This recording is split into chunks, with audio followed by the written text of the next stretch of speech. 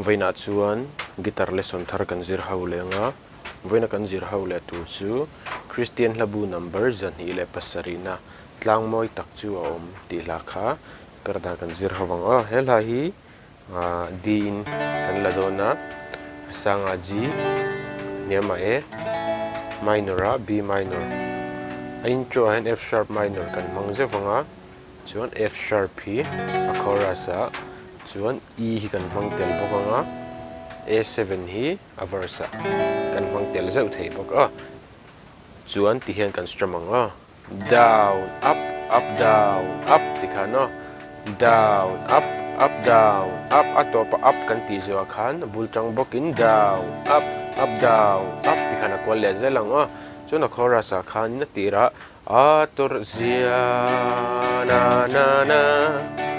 na na na na na na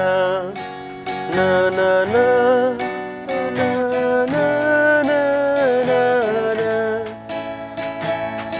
tikhana kal theya chuan atira B minor luaya khan tipuna kal le thei boka na na na na na na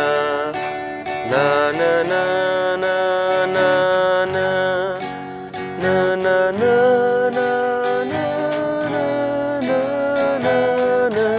tikhan akal thei bok chuan a hlan en karon play milanga uluk dun lo ngai thladon ni khami a chorus a adang lamdan